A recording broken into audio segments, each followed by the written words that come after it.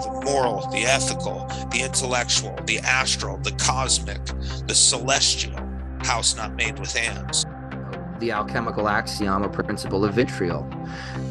Visita interiora terrae, rectificando invenies occultum lapidum.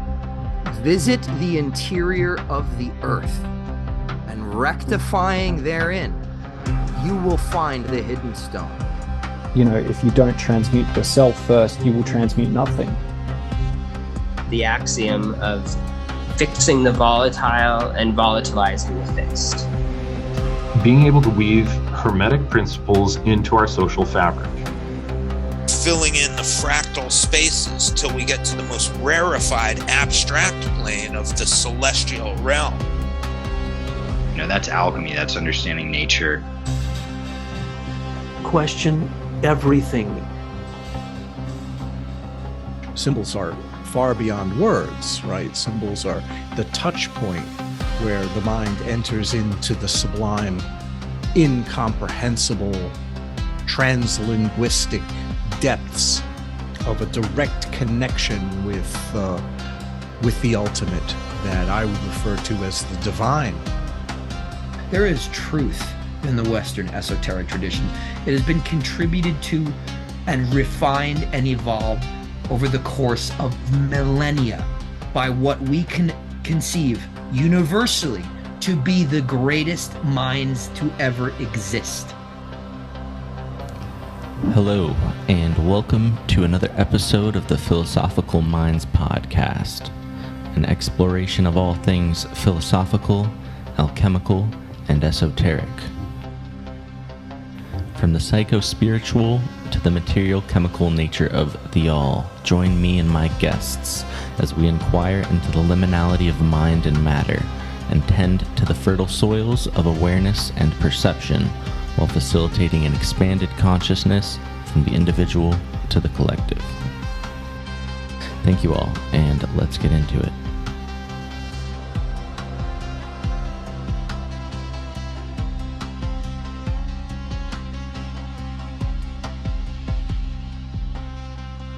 All right, I'm joined tonight with Frater Eleftheria, host of Lifting the Veil on YouTube.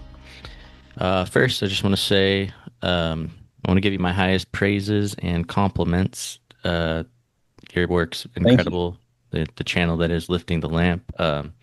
You're come across as like a true dedicated explorer of consciousness, and your channel definitely provides invaluable insights into, you know, your own personal spiritual journey from a seemingly authentic and genuine perspective. And I just really appreciate the openness and willingness you have to make your experiences and all your knowledge publicly available. It's, you know, because it's one thing to have just like some random dude out there giving a hot take on some sliver of esoterica, but I think what's valuable and unique about you is your depth of experience from a personal lens and the ability you have to humbly articulate and elaborate on these things with a nuanced wisdom behind your words. So yeah, mad respect, sir. Thank you for being here. Yeah, thanks very much. It's good to be here. Yeah, so all right, so let's get into it. So just to start off, tell me a little bit about the meaning behind the magical name Eleftheria. So the name Eleftheria, it's Greek, and the meaning of the word is freedom or liberty. And, you know, when I was deciding to choose a new magical name, as somebody does who studies the occult from time to time, they'll choose several magical names throughout their life, where they basically choose a word, often a Hebrew or Greek or Latin word, to represent the core foundational idea that they want to invite into their life, that they want to represent. And for me, that was freedom. So, you know, freedom of spirit and so forth. And I found this word Eleftheria, and I started to mess around with the spelling of it, because sometimes you might get a more significant numerological meaning if you substitute certain letters. And so I came up with this alternative spelling for Eleftheria, which I thought was unique. And then a few months later, I just randomly came across a video of what was supposedly the Roswell wreckage, and an I-beam that was included in the wreckage, which had the word Eleftheria written across it in this unique spelling that I'd come up with. So to me, that was like a synchronicity and a acknowledgement from the universe that I was supposed to assume this name as my magical name, and you're not supposed to ignore messages like that. So I've been using it ever since. That's wild. Yeah, I was wondering, I didn't know if it was a play on like the letter Aleph and then the Oria or something like that, but freedom. Yeah, that's speaking my language right there. So that's awesome. I'd gone through a lot of trials and tests, quite heavy, like karmic lessons before I took that name. So I wanted to give myself a bit of a break and give myself something lighter that I was kind of, in terms of the energy I was inviting into my life. So, yeah, that's beautiful. I was thinking, what better time than now to discuss Christ and the Antichrist. I find your takes on these subjects in particular rare and refreshing. Most Christians, you ask them about their Christianity, and they often will say things like, well, we believe in Jesus, we believe he's God, he died on the cross, he rose on the third day, performed miracles, saves us for our sins, all these sort of things. Kind of a very simplistic, depth deprived notion. Similarly, they'll say things about the Antichrist, like, I think it's so and so. I think the Antichrist is, whoever their particular villain of the time is, be it a politician or Jeffrey Epstein or whoever. But yeah, there's Jesus, the man, and there's Christ or Christos, then there's the Antichrist, there's the devil, there's Satan, and all of these things have differentiation between them. So yeah, I want to get into the Antichrist, but in order to discuss the Antichrist, I think we should first discuss Christ. So, Frater, what is Christ? What does Christ represent to you? What is authentic Christianity to you? Tell me all about it. Wow. Well, Christ is a huge question. What is Christ? I mean, there's been theological debates about that for centuries, but, and St. Nicholas actually punched somebody over that very question during the Council of Nicaea, who we know as Santa Claus today, while we're on the topic of Christmas. But for me, Christ can be understood on a few different levels. On the one hand, I think that Christ is a divine life-giving principle that permeates the universe, kind of like the Greek idea of the Logos, which would be very consistent with most forms of Christianity, I think. But I also think that Christ, as a personified being, really represents like the soul, the collective soul of humanity, and the archetypal human being in like a spiritually perfected state. And similar to the Adam Kadmon in Kabbalah. And if Christ is supposed to be the second Adam and restore the innocence of Adam in the Garden of Eden, then perhaps what it means to become a Christ is to again embody that image of perfection through the process of spiritual redemption. And I think that Christ as a person historically refers to Jesus, but it can really be any person, any great spiritual master who has gone through the same initiations and reached the level of a Christ where they can become a vessel for that kind of spiritual impulse to influence the world. So that would be my answer about what is Christ. Beautiful. And then so with that being said, what would you say is the Antichrist? Well, I think the Antichrist is the ego being enthroned where only divinity should be, where the ego is raised up to the level of God and worshipped as God. And that's really what the abomination of desolation is all about, which is linked to the Antichrist. You look at all the prophecies, it's all about a man creating an image of himself or getting his false prophet to do it, and then people worshipping that. And so, at its most fundamental level, that's really what the Antichrist is about. Replacing the inner divine spark, which is when it works through the higher parts of our nature, is like the Christ within, dethroning that and replacing it with ego. And, at an individual level, that's what the Antichrist spirit does. And then on a more global level, it's, any leader, a political leader, or sometimes even a religious leader who, creates a cult of personality and sees God as competition and wants to undermine, godliness and spiritual ways of being in the world in favor of that oppressive world system that they're trying to oversee. Yeah. That would be, in my opinion. But in Thelema, there's a bit of a different view of the beast 666. It's seen as a more positive figure, but I think the traditional symbolism of the Antichrist and the beast from Christian sources is pretty much what I've just described. Yeah. And then so kind of on that notion, you're talking about like the Antichrist and ideas around, you mentioned the beast. There's this idea of the mark of the beast.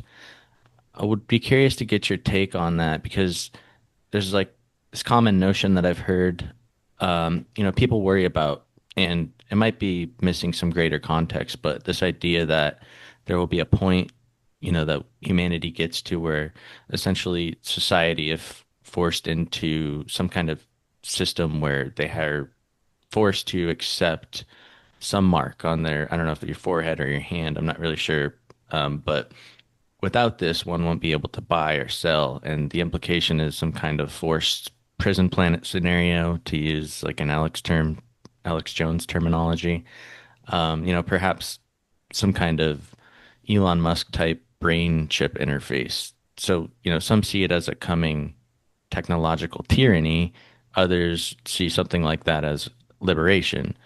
And I thought it's interesting and relevant because I recently was listening to a podcast and I heard Rogan on Jesse Michaels. You said something, you said, like making a case for the possibility that the second coming of Christ could be reborn from the virgin mother, that is the computer, something along these lines. Say we have some technological chip that acts as a medium for the singularity with, all of its interconnectivity, breaking the language barrier, allowing anyone to communicate, solving the whole Tower of Babel issue.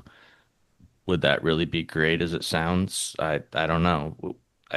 We think of the Tower of Babel as being an issue because it's more division and less unity. But, like all things in Malkuth of Asaya, the realm of diversity, it's kind of what makes it beautiful, but also tragic with all of its differentiation and, the nature of this dualistic, polarity-based reality. And it's kind of just like an immutable law of creation as we know it. So it's kind of funny because all of this technology that we build, it strives towards progress and innovation, and towards what end? It seems everything we do is in some way designed to eliminate the barriers of fated archonic influence.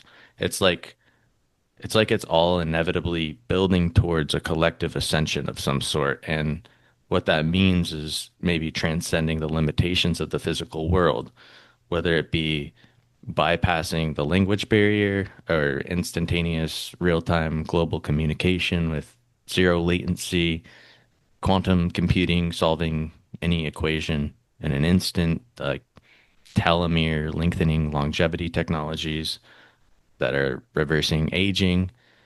And it's all being perpetuated to essentially free the soul from the natural world.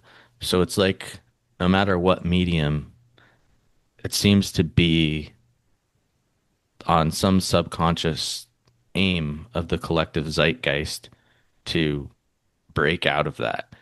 So then to me, the questions kind of become like, what are the implications of that? Is it just the materialist's way of bypassing spirituality and attempting to create a form of ascension technology? Is it imprisonment masquerading as liberation? These are some of the questions that I'm curious about, and I'm definitely curious because these are things I would guess that you've perhaps contemplated, and I'd love to get your take on them.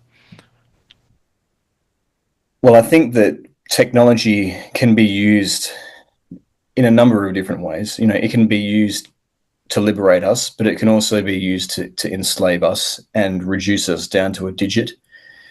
And I would be skeptical about the intentions of some of these tech billionaires who want us all to wear VR masks or get chips in terms of what they're trying to do. And they might market it as transcending the human condition, but I think it may be more about gaining control over people in those cases and eliminating the kind of personal boundaries that we have the benefit of without having people or machines interfering with our free will. And, some of this technology starts to encroach on that. Like even algorithms on social media is manipulating the way we see reality. And one thing that I would say as well is that the natural world is not necessarily something that we need to escape. I mean, we need to see beyond it, but even within some of the Gnostic thought, once you've seen beyond it, you still live within it, but you're kind of freed from being held down by it. But to be in harmony with the natural world and our own nature, our own bodies as they are and all of that, I think is something that's very important. And when you start to violate the natural order too much and tamper with it too much, then it starts to cause some unforeseen problems down the track. And, no machine that we've created is more intricate or more sophisticated than our bodies, our ecosystem.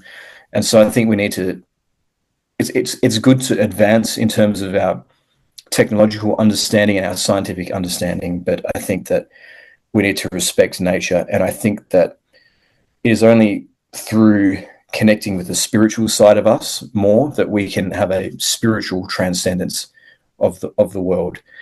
All of this AI stuff is still in the realm of the mind. It's still in the realm of the ruach, rather than the more spiritual parts of us. And I think that's something that we need to be able to get beyond in order to get that true connection with God.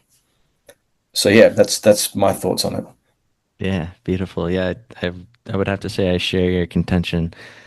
I definitely will not be jumping on board with any BCI chips anytime soon. So, and so do you think social credit scores? Yeah, no, thank you. Do you feel like that sort of thing falls into the category of what might be thought of as the mark of the beast, or is there a different take on that? Is that related? Am I off on that, or?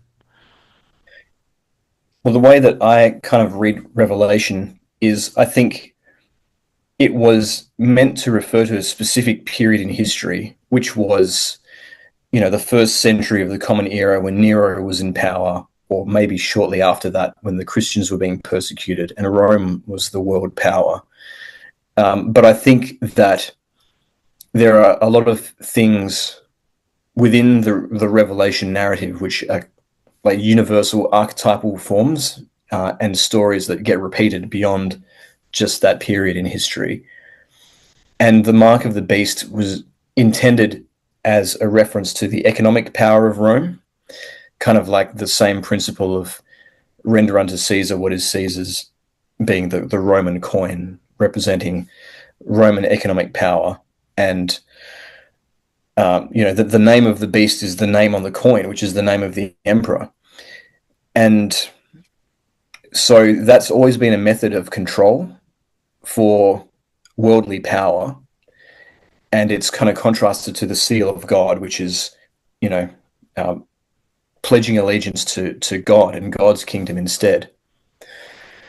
But you can, we obviously don't use Roman coins with the portraits of emperors on them anymore, but economics still gets used as a way of exercising power and control over people and forcing behaviors and things like that.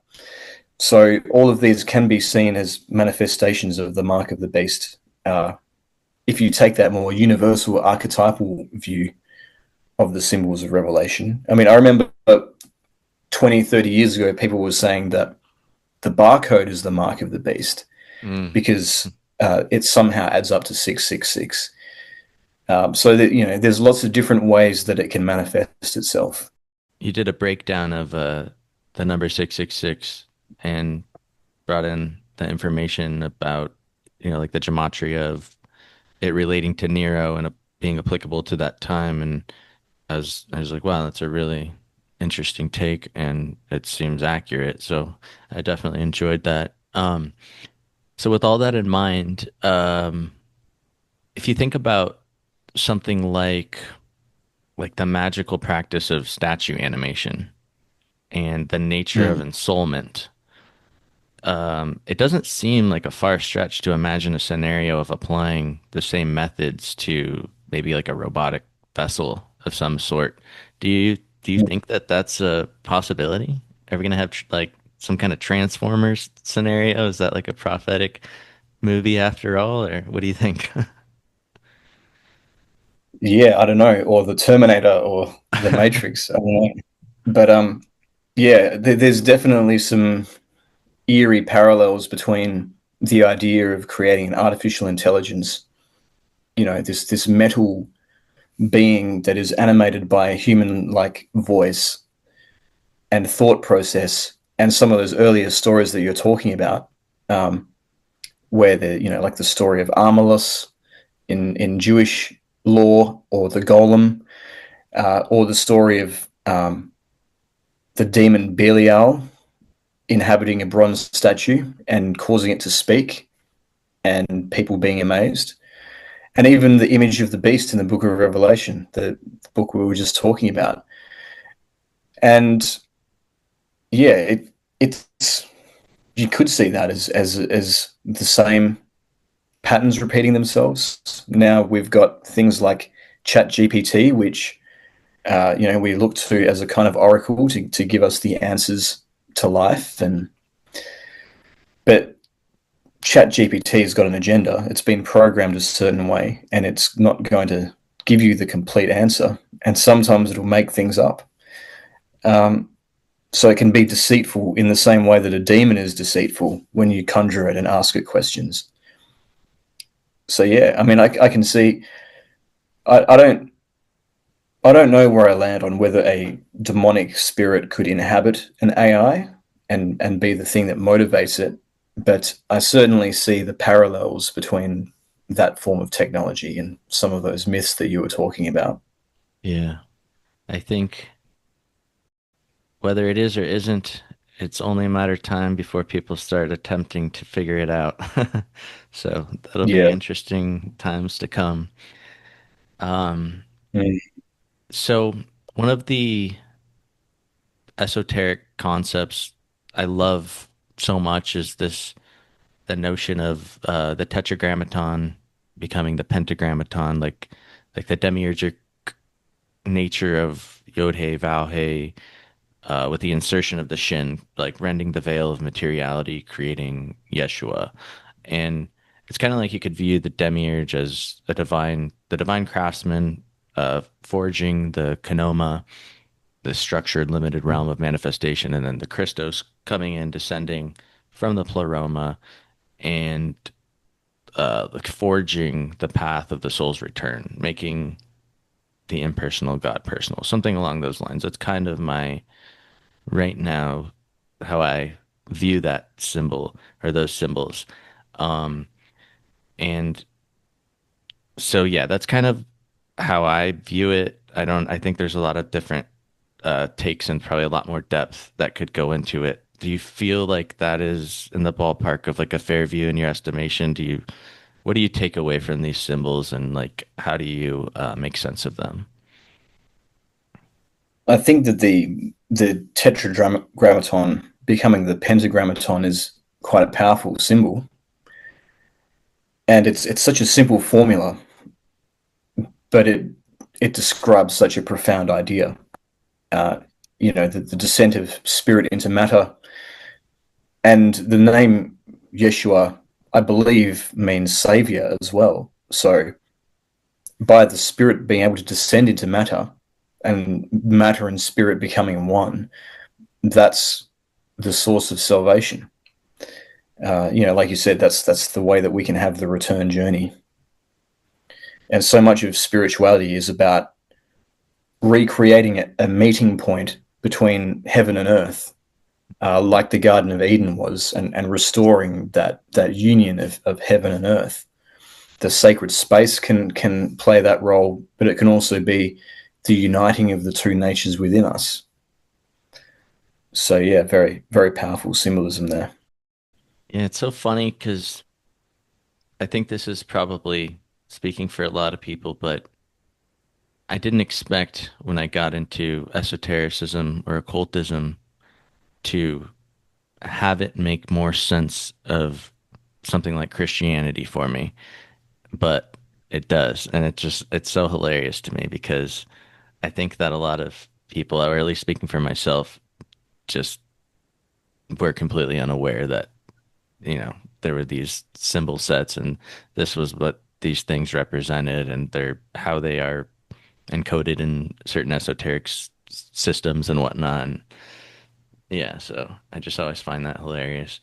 And I find Gnosticism or Gnostic Christianity or forms of Gnostic Christianity, for me personally, they just help make sense of a lot of the questions regarding Christianity that have been unanswered.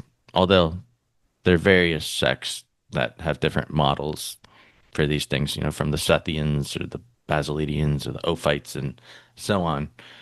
But there's just a lot of missing pieces to be found in all of these Gnostic texts. And I guess that brings us to something that I wanted to get your take on, because I've heard you share some of your thoughts and I definitely resonate with them.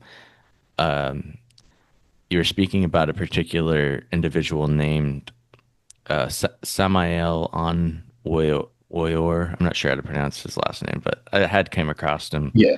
a few years ago, and he's produced quite a plethora of Gnostic content, and he'd become very influential. And so, for a lot of people, maybe that has been their way into Gnosticism, and maybe their understanding of Gnostic teachings have been informed primarily by this individual.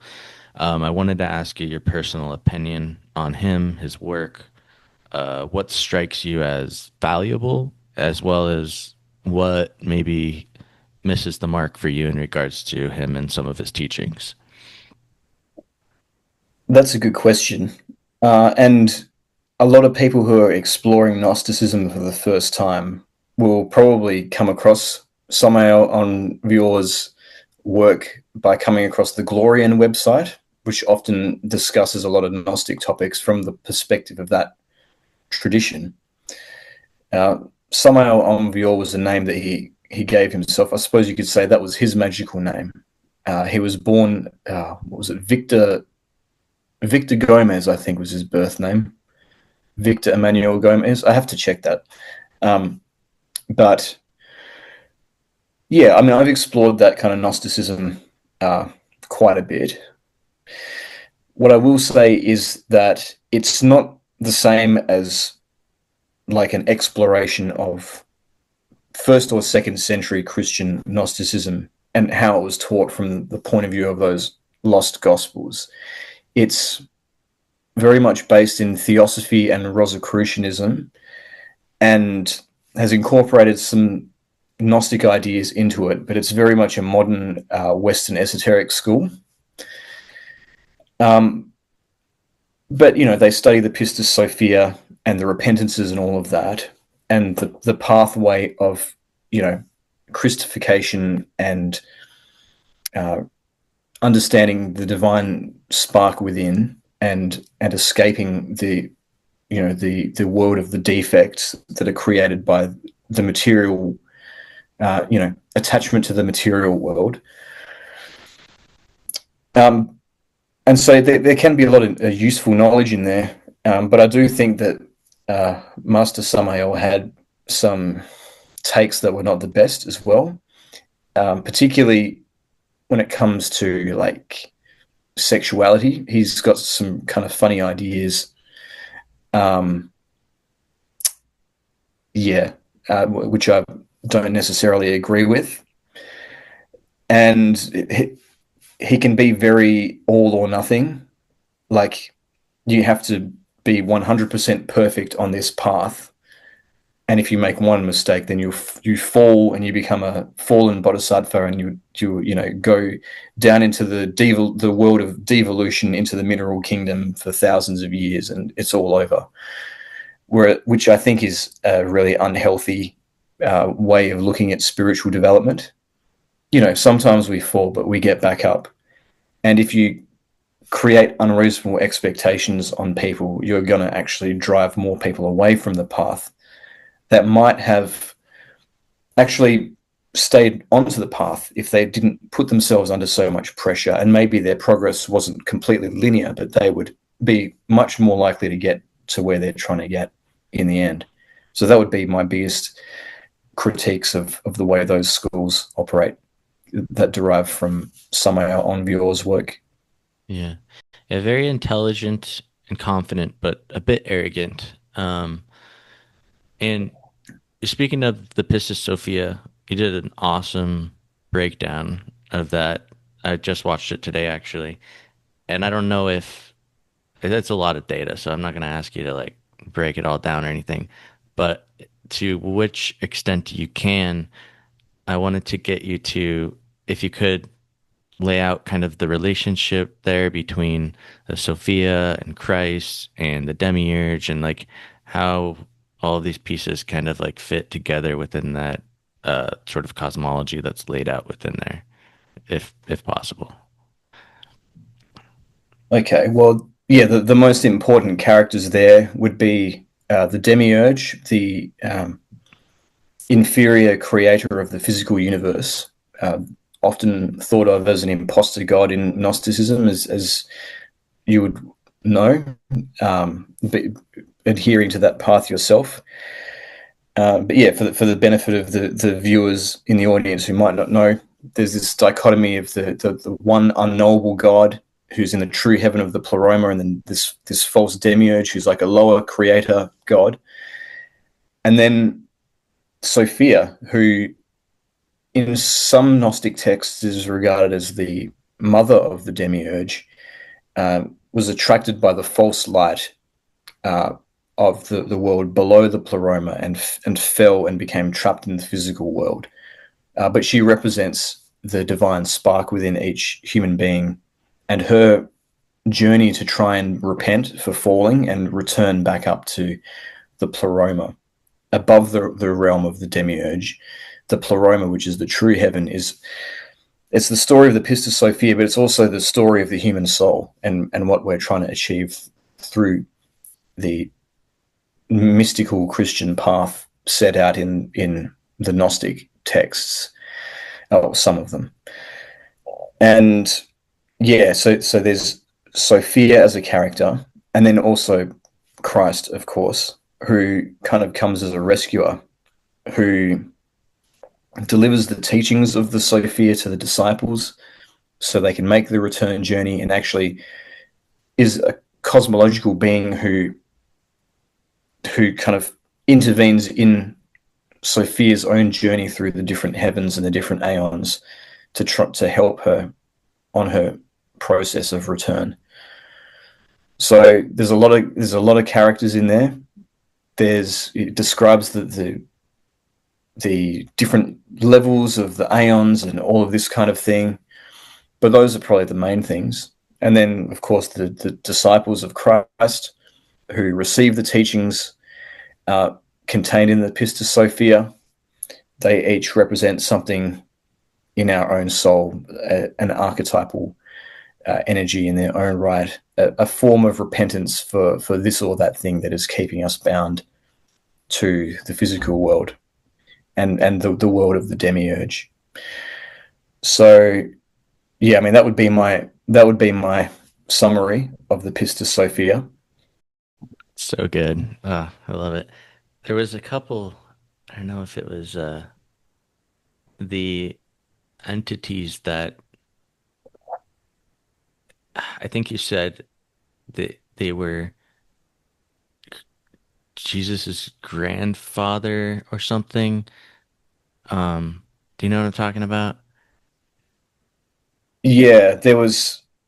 Yeah, it was. It was a I Ja can't remember the name of it. Oh, Jayu, I think it was. Jehu. Was it that Yeah. one? Yeah, I Yeah. thought that was really interesting. And then how you're discussing like these 13 repentances and all of it. Yeah, it was very interesting. So moving on, I wanted to get your insights into another undeniably influential figure, Aleister Crowley. Mhm. Same similar question as far as what's your take on his contributions and perhaps his errors in regards to his teachings, his system, and just his general philosophy. What's the good? What's the bad? What's your thoughts? Yeah. Another big figure in the occult, very complex figure. I did a video recently where I outlined his philosophy of Thelema, which came about as a result of a spiritual experience he had in Egypt in 1904, which was supposed to be the new word for the new teaching for the new aeon. And it's all about the primacy of your own will and doing your own will rather than what somebody else tells you, or considering other people's ideas of what is right and wrong. And yeah, not being afraid to be forceful and active rather than waiting for the universe to give you things. And in terms of that side of the Thelemic philosophy, I admire a lot about it, actually. But some of the things that I'm not so keen on are the way that compassion is spoken about in the Book of the Law. Like, compassion is a bad thing, and we shouldn't have concern for other people at all when we're thinking about how to do our will. Yeah, for me, like, as I've developed on my own spiritual path and reached my own conclusions, compassion has been something that's extremely important, and it's actually the glue that holds everything together. And yeah, to speak about that in a disparaging way is not something that I can really square with my own personal beliefs. So that was kind of the source of my disagreement with Thelema. That was probably the main thing that made me decide I wasn't a Thelemite anymore, because I was initially. I was initiated in the OTO and the AA, but then my views changed. And I think in terms of beyond Thelema and the things that Crowley did and the things that he taught, he did give us a lot of valuable esoteric knowledge. He was quite a prodigy in the way that he moved through the Golden Dawn system and the way that he was able to explore things like yoga, one of the first people in the West to do that. And so he's excelled in these pre-existing traditions, the Western esoteric tradition and yoga to some extent, and he's been able to explain that really well and share that with other people in a really effective way. And I think he needs to be given credit for that. But yeah, there were just a lot of things about his personality that were not a good example for people, particularly, well, in general, but just people who are on a spiritual path in particular. He wasn't very nice to the people that were close to him in his life. You know, he had all kinds of other problems and addictions and things like that. And some of that was, you know, because of his circumstances, but some of it was just because he had a hedonistic value system, I think. And people try and do apologetics for Crowley and deny that that was the case, but I think that he saw himself as rebelling against Christianity, and he threw himself quite willingly into sinning as much as he could, you know, in a way that would offend his family, and that seemed to be the thing that motivated his spiritual life. And so that is something that when I was a teenager was a bit more appealing, when I was rebelling against my Catholic upbringing. But as I matured, I started to have a more rounded view of Christianity and of religion, and not wanting to go to the negative so much. So kind of threw the baby out with the bathwater, you could say. I, in my opinion, yes, yeah. Yeah, he's a fascinating character. I've read he was also perhaps like a double agent or like a British spy or something like that. Have you come across that? Yeah, I think particularly since the publication of Secret Agent 666, it's pretty much established now that he was part of British intelligence. That's wild. Yeah, writing deliberately terrible propaganda for the Germans during World War One, and using magic and astrology during World War Two to help the war effort there. And he's apparently the inventor of the V for victory sign as well, that Churchill used as kind of like the anti-swastika, which I think is quite interesting. Yeah, to kind of rally the Allied forces behind. But yes, it's funny how these occult figures quite often intersect with the world of the intelligence community as well. Definitely, cryptography and all of that. Yeah.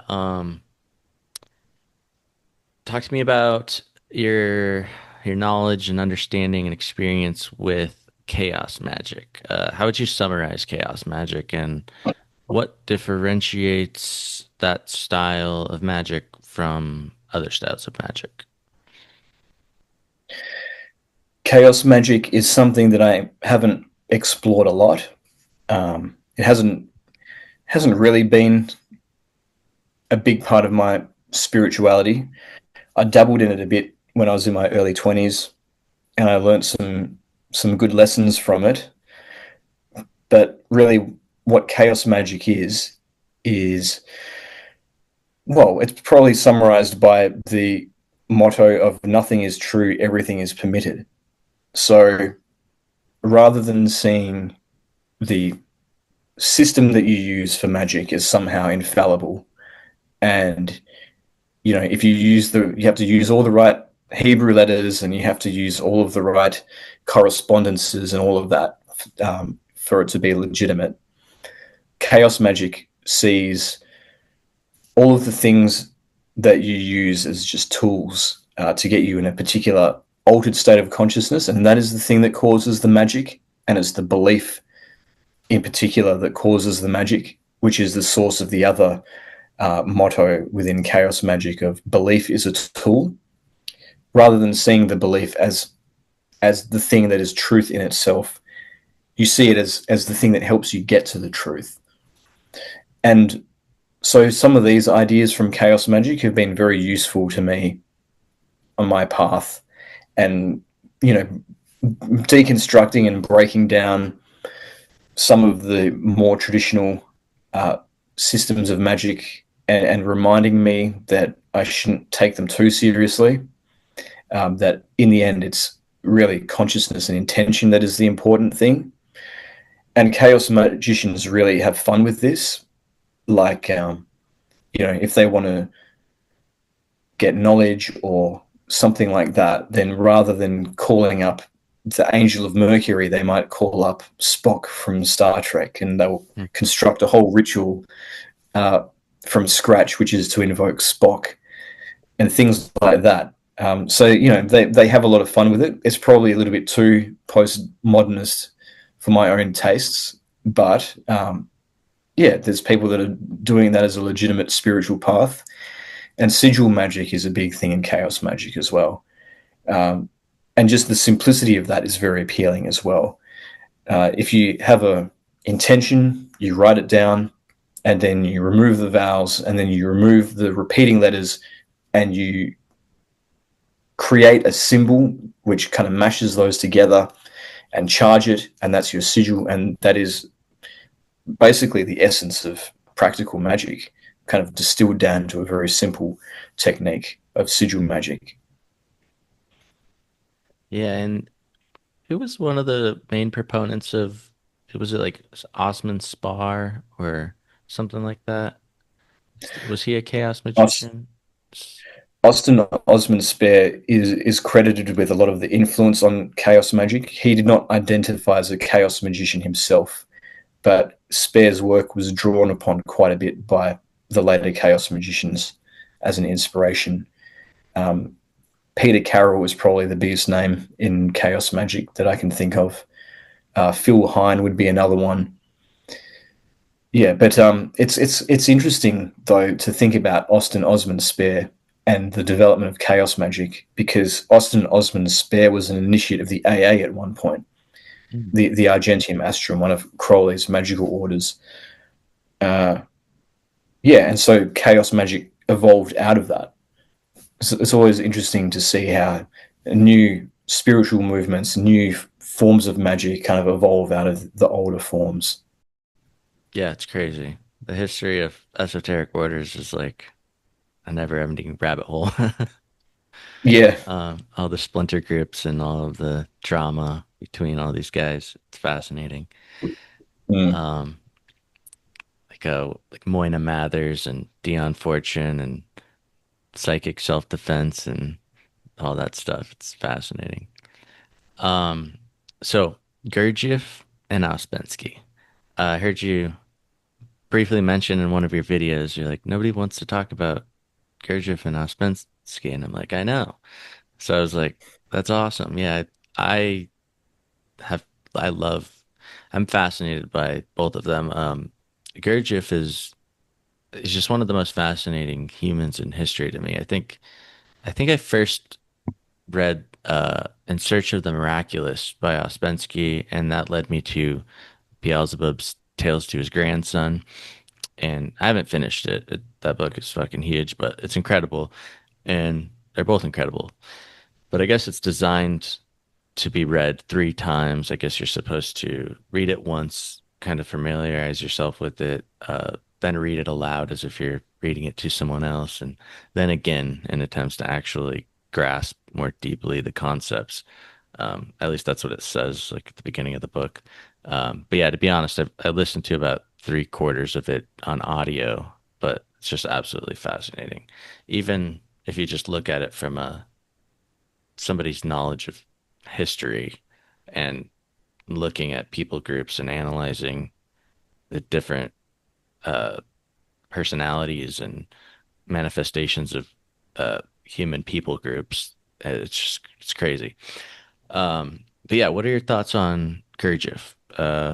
I just feel like he's so underappreciated.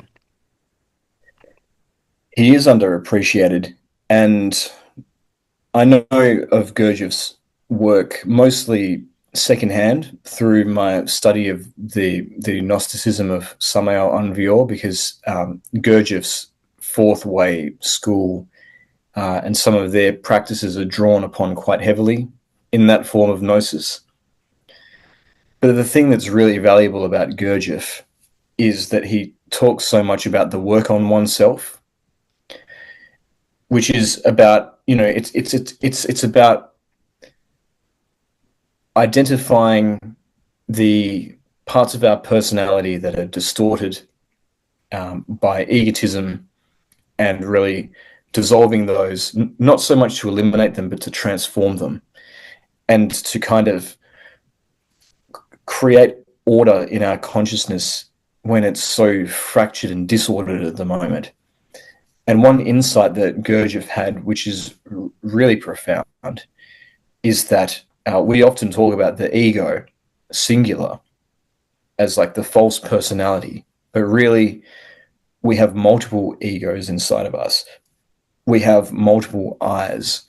We've got an eye of jealousy. We've got an eye of anger. We've got an eye of whatever, pride. And in fact, they might be in conflict with each other and in competition with each other. And so we have such a disordered psyche.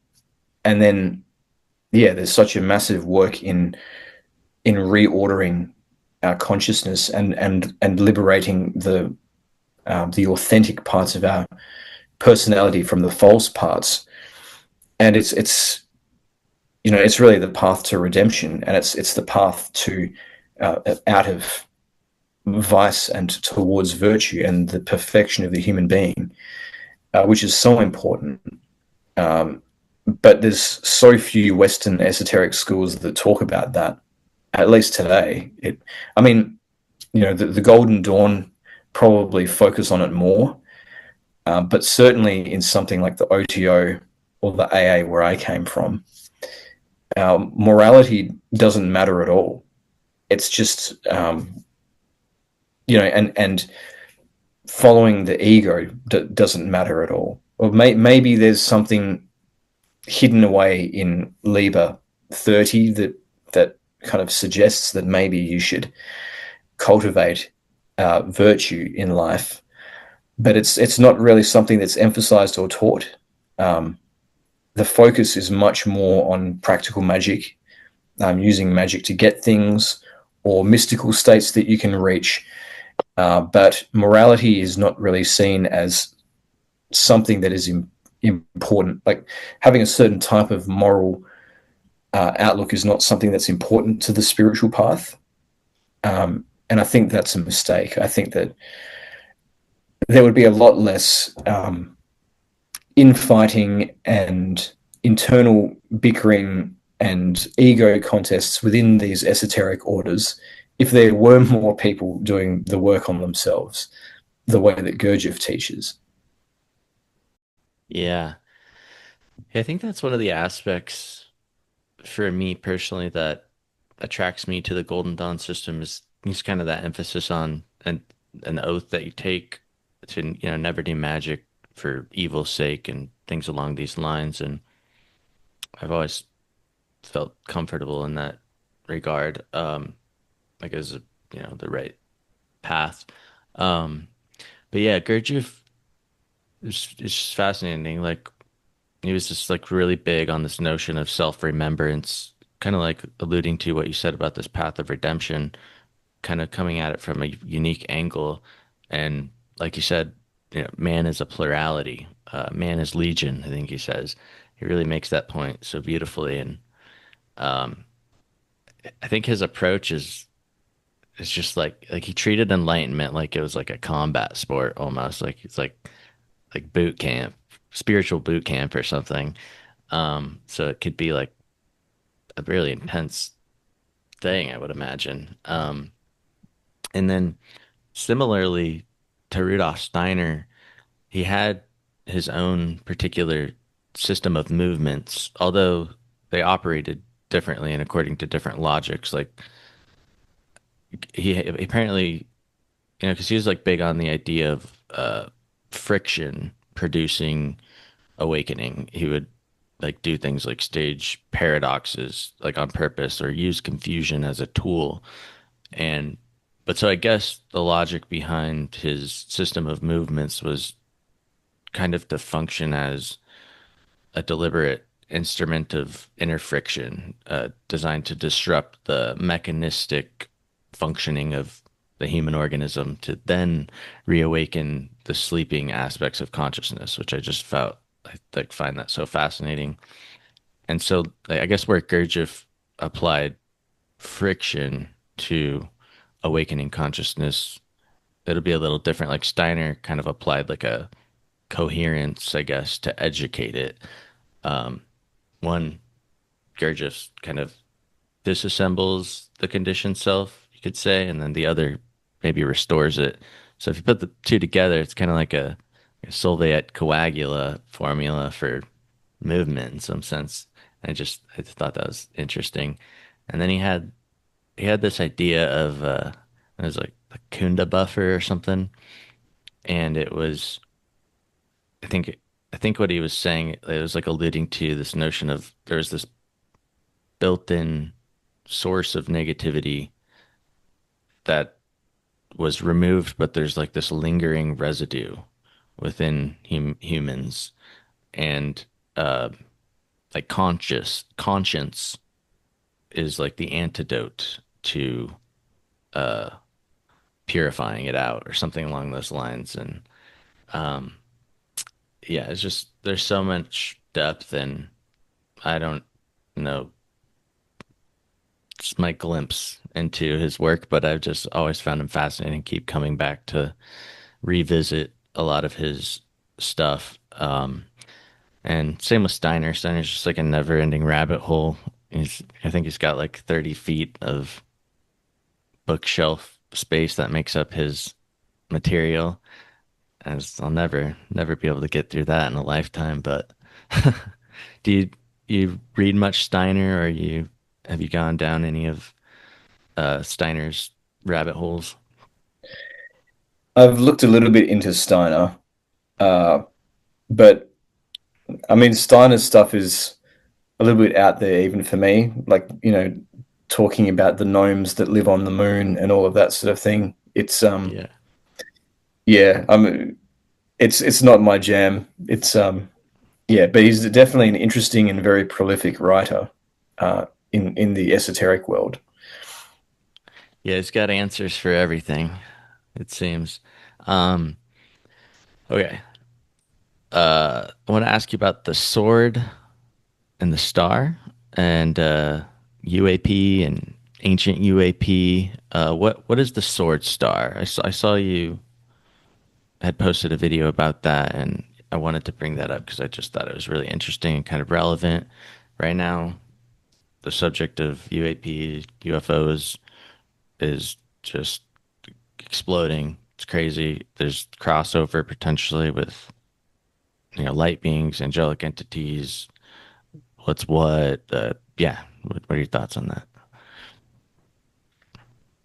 So the sword star is something which gets reported in Josephus's history of the Jews, first century history of what was which covers what was going on, that Jesus predicted would happen when the Romans came and surrounded Jerusalem with armies and then destroyed the holy place, destroyed the second temple. And in the lead up to, and that was one of the signs that Jesus gives in the Olivet Discourse, that the end of the age was approaching. And it was one of the signs that would precede the appearance of the sign of the Son of Man in the air. And, or, the sign of the Son of Man, and then the Son of Man coming with the clouds in great power and glory.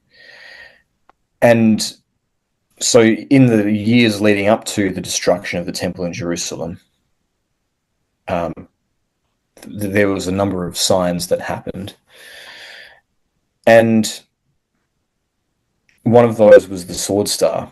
A star appeared in the heavens, and it took the form of like a sword, and it stayed there together with a comet for a year. And or I can't remember if the comet or the star stayed there for a year, but one of them at least was there for a year, and they were able to calculate when the comet appeared, and it was about 66 AD.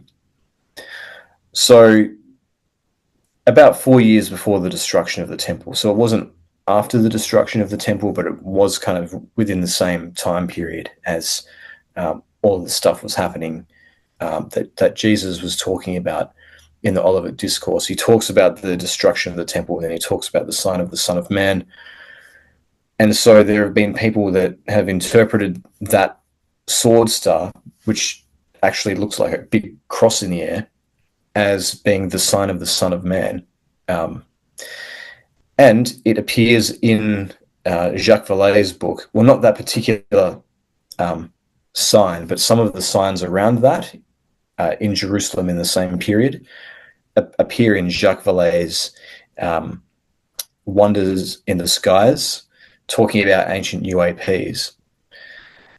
And yeah, so there's this weird connection between UAP in the ancient world and then the appearance of this sword star and the appearance of the sign of the Son of Man. And it's very suggestive in terms of how the UAP phenomenon, at least in part, could be linked to earlier accounts of angels and divine miracles around significant world events that we inherited from our distant past. And if that were true, then it would mean that these things have been with us for a long time and guiding us for a long time. Yeah. Yeah, I saw you watch The Age of Disclosure, and I haven't had a chance to watch that. What are some of your thoughts? What's your takeaway?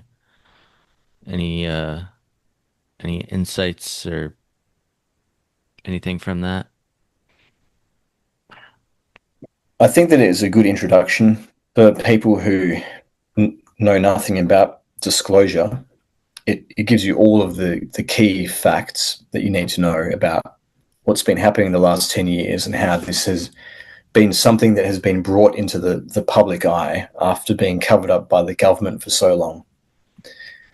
And just helping people to realize that there really is something out there. There are these non-human intelligences that have been interacting with us that are responsible for the UFO phenomenon, and the government knows about it, and it's real. So in that respect, I think it's a good documentary. But as I said in my video reviewing it, there's a lot of things that it doesn't cover. There's a whole world of like weird remote viewing experiments that the government was doing to try and contact these things and interface with the ships or the craft or whatever you want to call them. And the whole esoteric side of it, the fact that there might be something spiritual behind some of these beings rather than them being space aliens flying around in a flying saucer from another planet. All of that is kind of underneath the surface, and that's like the real deep kind of knowledge on these beings. And it didn't really get into that in the documentary, so it only really scratched the surface of the UAP issue. And maybe that's because people aren't ready for it and they need to be given things in stages, but maybe there's a deliberate control of the narrative and certain things that are being omitted on purpose because they challenge the power of the status quo. I don't know. Yeah. What are your thoughts on 3i Atlas? Yeah, 3i Atlas is not, to be honest, is not something that I've thought a lot about, but I know that there's some people in the disclosure movement who are watching it very carefully and see this as an anomalous object, potentially extraterrestrial, potentially the government is hiding things about it, or the observatories that are observing it are hiding things about it.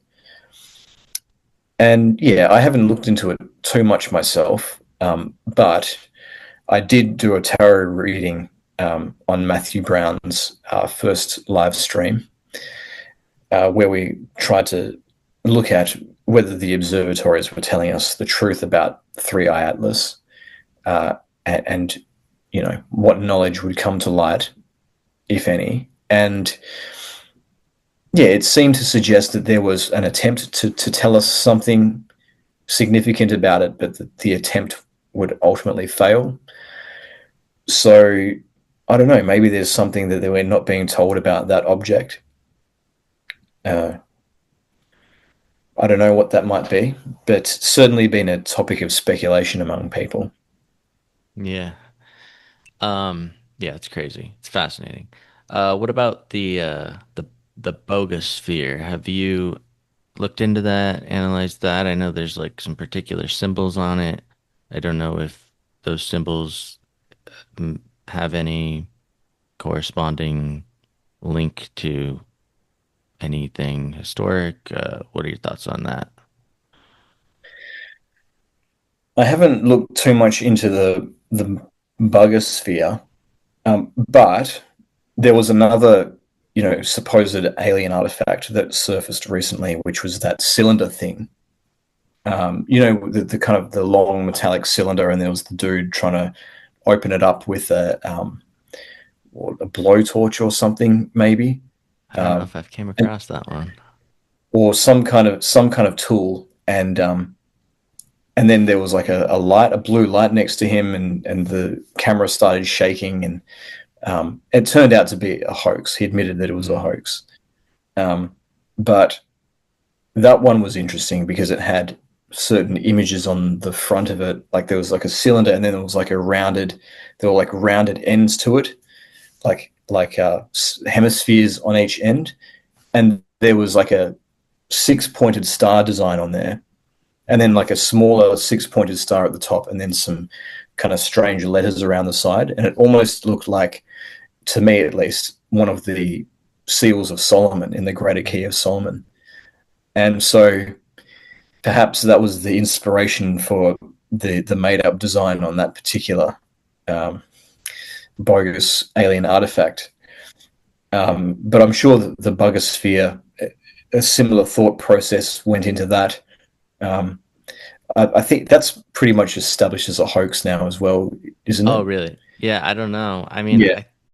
I've seen allegedly I don't know, I don't know what's true these days, but there was like carbon dating on it. But my thing was it just looked so sloppy. It looked like it wasn't even the designs on it were just so like uh like a child squiggled some stuff. I don't know. It just didn't seem like an intelligence, like something very intelligent would create the at least like the symbol set that was on it. It was just it looked sloppy. I don't know. I could be biased on that, but um, I I don't know. It's just one of those things that's out there that I thought it's curious, but I don't know a lot about it.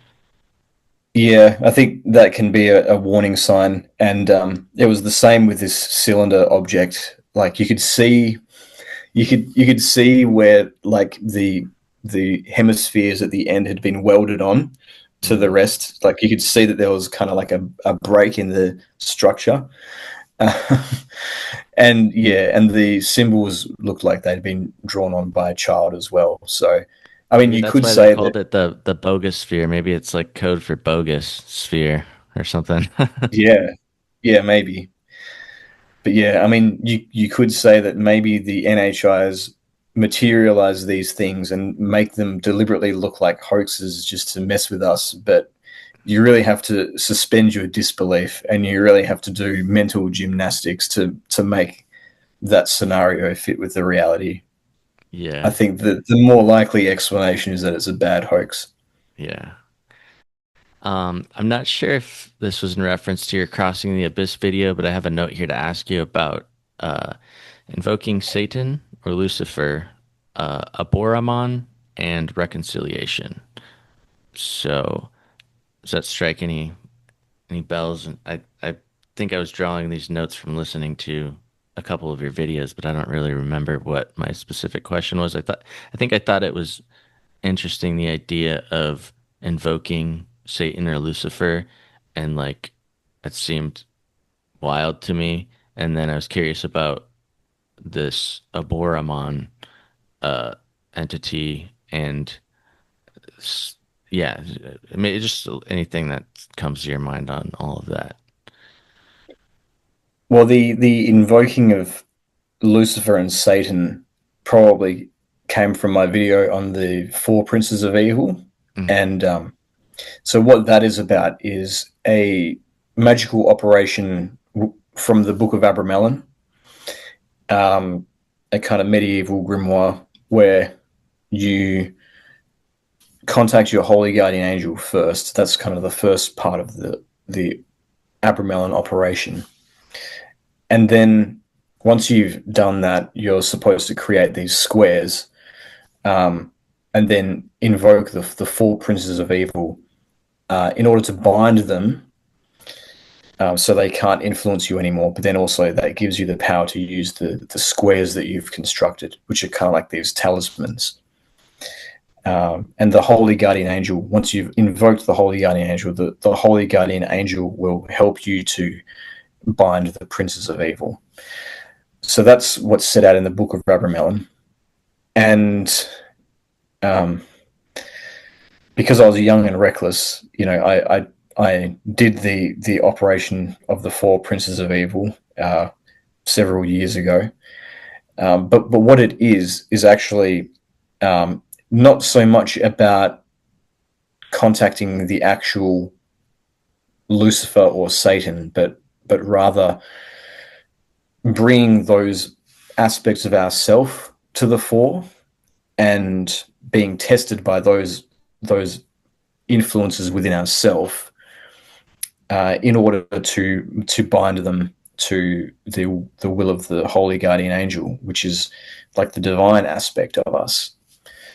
So it is kind of like a form of the work on oneself when viewed through that lens, but it's in a very intense kind of 3-day ritual that you do, rather than self-reflection every day and gradually kind of overcoming the defects that way. So yeah, that's what it is. It's kind of like a dramatization of an internal psychological process, really, is what that ritual is. We receive tests, we receive temptations from these demons, and we have to resist that and then bind them in order to overcome the same thing within ourselves. And then Aborimon, that's a whole other story. Is that the one that's related to the crossing the abyss? Aborimon is like an angel from Enochian magic. Oh, okay. And one which was kind of unknown until recently. And then the crossing of the abyss is another initiation that we go through on the spiritual path, which is quite intense and involves the dissolution of the ego. And they're not, the Aborimon's not necessarily related to the abyss. Aborimon is more related to the end times and the destruction of the old world. So what would you like to talk about? Well, I feel like you're always talking about crossing of the abyss. It's probably burnt out on it. But I guess I'll just tell people listening, you've got a couple videos on it, and it's really great, and it seems like a pretty intense ordeal. So I'll put that out there for people, and then I'll just maybe be curious to ask you a little bit more about your experience working with Aborimon, and maybe some of what that entailed, and maybe anything like that. Well, Aborimon has become famous this year because of that tweet by Matthew Brown, which kind of sort of drew me into the disclosure movement. Aborimon is a relatively recently known angel within the Enochian magical system, which was kind of revealed / created by John Dee and Edward Kelly, revealed to them by angels purportedly, but had other influences on it. And one of the things within that system of magic is a symbol called the Sigillum Deimeth. It's like a wax seal that you put a crystal ball on, and that's the way that you kind of communicate with the angels in Enochian magic. It's all about scrying, all about communicating with angels. And there's a lot of different names of angels hidden within the sigillum itself. And some of those names come from the outermost kind of circumference of the sigil. And you need to use a decryption to find the names. And there's 7 names that Dean Kelly told us. But if you look at the sigil itself, it's also clear that there's an 8th name hidden in there. And I learnt about this, the fact that there's this hidden 8th name in there, from reading Aaron Leach's work, which is fantastic, on Enochian magic. And then I decided I'd have a go at decoding it myself. And that's when I got the word Aborimon. And Aaron Leach, I later learned by finding a blog of his, had found Aborimon to be the name as well. Wow, so and this not was every an independent discovery that... Yeah. Wow, that's fascinating. Yeah, and not everybody... There were a few other people who knew about the 8th name and had tried to decipher it, but got very different results. So the fact that Leach and I kind of corroborated each other's work, to me, was quite a confirmation that this is the name. Because he's, in my opinion, the authority in Enochian magic today. Like his works on that are excellent and very well researched. So yeah, so there's this name Aborimon, this hidden angel of the circumference, and no one knew anything about it. Aaron Leach speculated that it was related to an angel in the Book of Revelation known as Abaddon or Apollyon, who is an angel of destruction, who was released in the end times. And I agreed with that. And then I did some of my own research with that, and some of my subscribers helped me as well. And we learned a bit more about potential spirits that were related to this being, or entities that were related to this being Aborimon. One of them is a goetic demon called Haborim, who is also known as Aim, who presides over the destruction of fortresses. And so again, that kind of destructive element was reinforced in studying this name. And then there's a being called the Abarimon as well, which comes from, I believe it's Pliny the Elder, one of the Plinys in ancient or classical times, talking about the different strange peoples that existed in different parts of the world.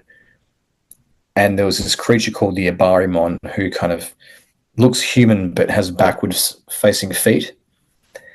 And so if you read into that spiritually, what that means, it's like, a being which serves God's purposes but operates through the darker, more destructive side of existence, which is consistent with the role of Abaddon or Apollyon in the Book of Revelation. And so when you put all that together, you start to get a picture of this kind of dark angel that serves a purpose in renovating the world in the last days, to make way for the end of the old order and the coming of the kingdom of God. And so that's really what Aborimon represents. And I recently came up with a sigil for Aborimon by using the technique of the rosy cross with the Hebrew letters on it and tracing a sigil that way. But there's not really a lot that's known about Aborimon, besides what Leach has written about it and what I've talked about in my videos. But now Aborimon's famous because of Matthew Brown's tweet, which caused quite a lot of interest. The tweet. Yeah.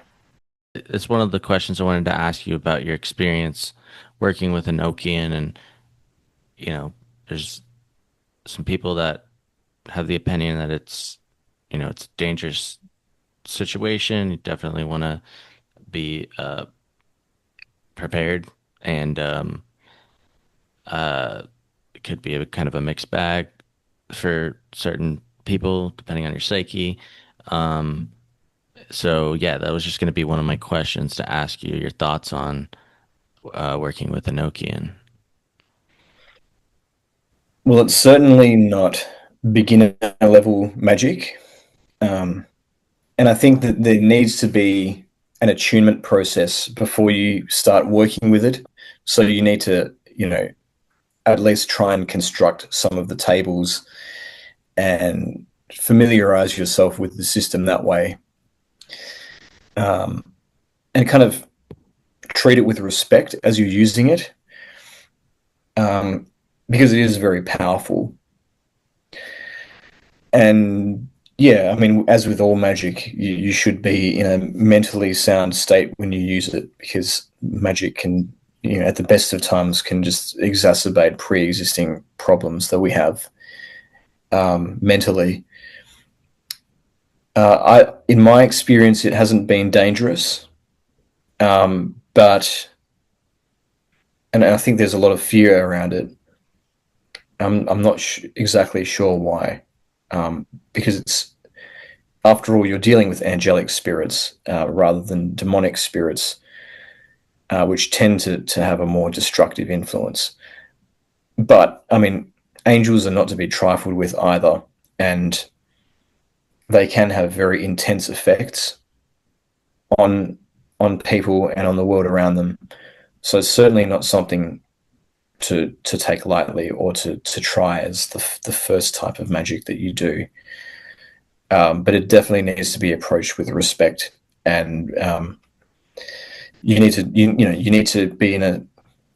you don't need to be spiritually pure to do it, but you should pray every day for 9 days before you work with the Enochian angels, and you should go in there with good intentions to get the best result, because otherwise that's how things can start to go wrong.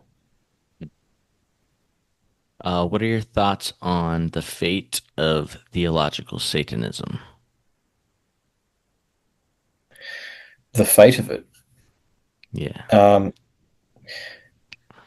Yeah, well, I mean, it seems to be more popular these days. I mean, it doesn't get suggested in my Instagram algorithm quite so much anymore, but I remember that there was a time where, there was just heaps of people saying, I've worked with King Paimon or whoever it was to help me in life. And I think it's really interesting that people seem to be using demonolatry as a form of self-help in this day and age. And I've kind of watched the development of Satanism over the course of my life.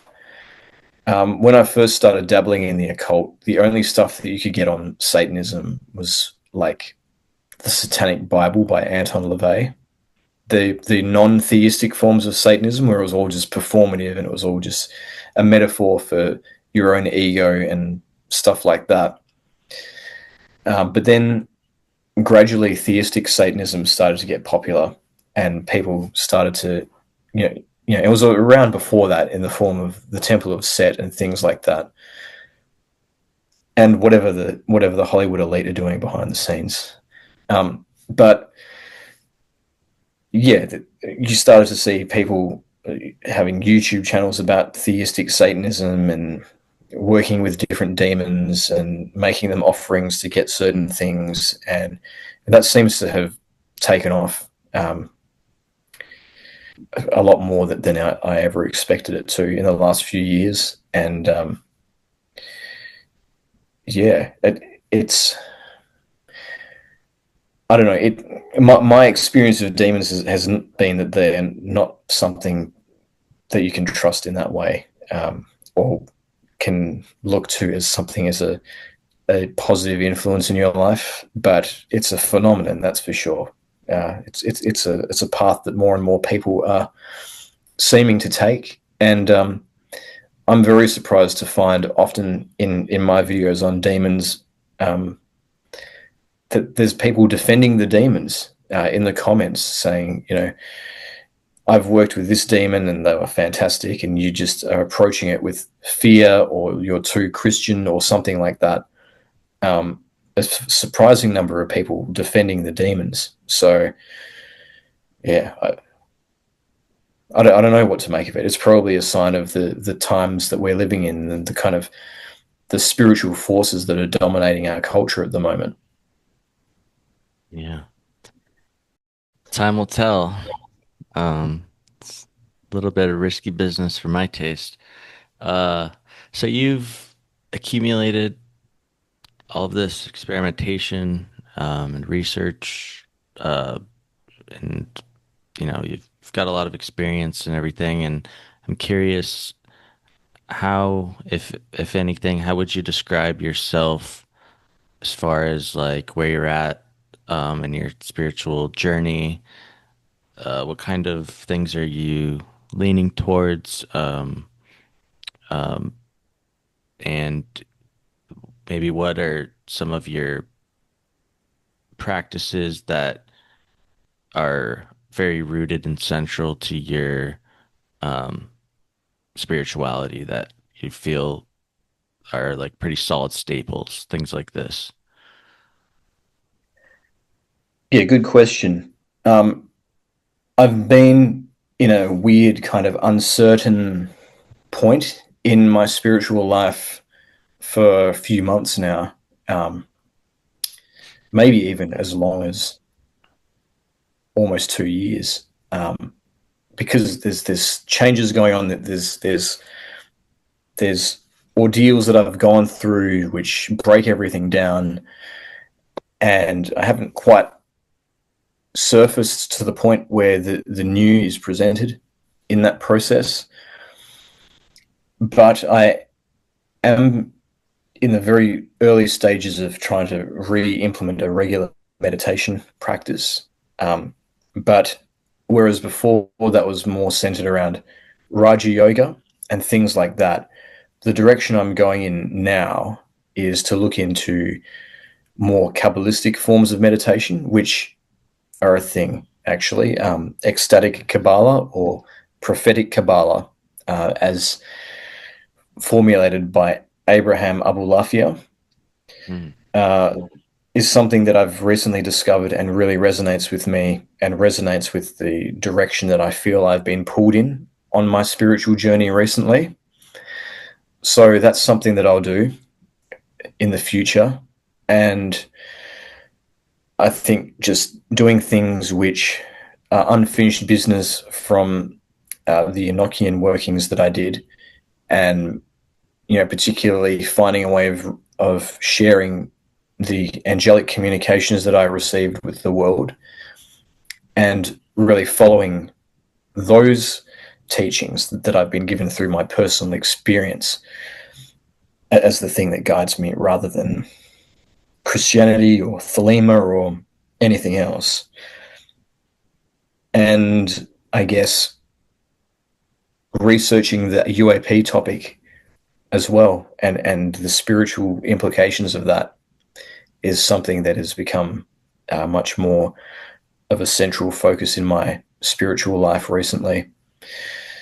So those are probably the things that will most determine the future direction of my spiritual outlook.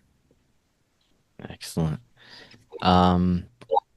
Your treasure trove. Before we wrap, is there any topics or subjects or ideas or thoughts or anything at all that you feel like would be interesting to throw out there for people? What do you think? Well, the thing that springs to mind is to do with disclosure, because that's dominated my life for the last few months. But it really is a interesting moment that we're living in right now, and I invite people to consider that perhaps what's going on more deeply, as the powers that be acknowledge that we're not alone, is in fact what Dr. Diana Pasolka would refer to as the re-enchantment of the world, that we again have proof of something greater than ourselves coming into the world, and that there is indeed a spiritual dimension to that, or a dimension to that links in with what previous generations have understood as angelic communication. And so the moment that we're in has the potential to have big spiritual effects on the mass consciousness, and perhaps even start to inspire people to think about God again, and whether in fact there is a God. So that is what I'd like to leave people with and invite people to think about. I've got one more last question. What are your thoughts on Taylor Swift? Yeah, I mean, I don't think that she's spreading a very positive message to people, particularly young women. Yeah, I think I'll just leave it at that. Very well. Well, Frater, this has been a blast. I appreciate you greatly. Before we jump off, what direction would you like to point people toward to find out more about yourself and your work, or anything else you want to throw out there? Yeah, the main place where I spread my message, I suppose, provide my insights into different topics, is on my YouTube channel, Lifting the Lamp. So I'd encourage people to keep an eye out on that and subscribe to that, in fact, to hear more about what I'm doing. And yeah, and have a look at some of the videos that I've put up on there. Excellent. Well, I appreciate you greatly. Thank you so much for taking the time, and until next time. Yeah, thanks for having me. Yep.